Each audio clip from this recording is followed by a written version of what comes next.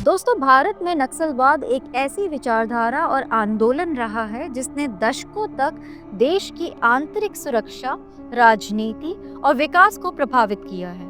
इसकी शुरुआत 1967 में पश्चिम बंगाल के दार्जिलिंग जिले के एक छोटे से गांव नक्सलबाड़ी से हुई थी। यही कारण है कि इसे नक्सलवाद कहा गया।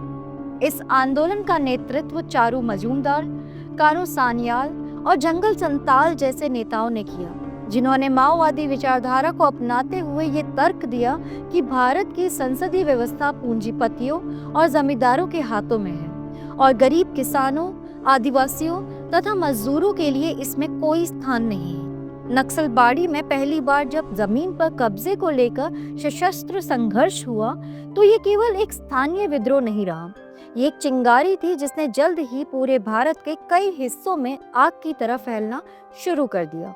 बिहार, झारखंड, उड़ीसा, छत्तीसगढ़, आंध्र प्रदेश और महाराष्ट्र जैसे राज्यों में नक्सली गतिविधियां तेजी से बढ़ी। इन क्षेत्रों में सामाजिक आर्थिक असमानता, आदिवासियों के भूमि अधिकारों की अनदेखी, वन और खनिज संसाधनों के दोहन ने नक्सलवाद को जमीन दी। यह आंदोलन धीरे धीरे संगठित होता गया और कई उग्र गुटों में बंट गया। 2004 में सबसे बड़ा परिवर्तन तब आया जब दो प्रमुख समूह, माओवादी कम्युनिस्ट सेंटर और पीपल्स वॉर ग्रुप, मिलकर भारतीय कम्युनिस्ट पार्टी यानी सीपीआई का गठन करते हैं। ये संगठन आज भी सबसे सक्रिय और खतरनाक नक्सली समूह माना जाता है। नक्सलवाद के तहत कई प्रकार की हिंसात्मक घटनाएं हुई। पुलिस चौकियों पर हमले, सुरक्षा बलों की हत्या, रेलवे लाइनों को उड़ाना, राजनेताओं की टारगेट किलिंग और आम जनता में भय का माहौल बनाना। कई क्षेत्रों में नक्सलियों ने समानांतर सरकारें चला दी, जिन्हें वे जनताना सरकार कहते थे। सरकार ने इसे देश की आंतरिक सुरक्षा के लिए सबसे बड़ा खतरा माना। 2009 में शुरू हुआ ऑपरेशन ग्रीन हंट, जिसमें केंद्रीय बलों की बड़ी तैनाती हुई और नक्सली गढ़ों में घुसकर अभियान चलाए गए। हजारों नक्सली मारे गए या गिरफ्तार हुए।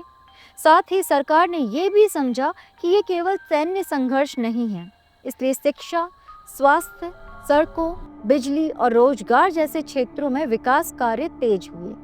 कई नक्सल प्रभावित जिलों में विशेष योजनाएं चलाई गईं ताकि आदिवासी और पिछड़े समुदायों को मुख्य धारा में लाया जा सके।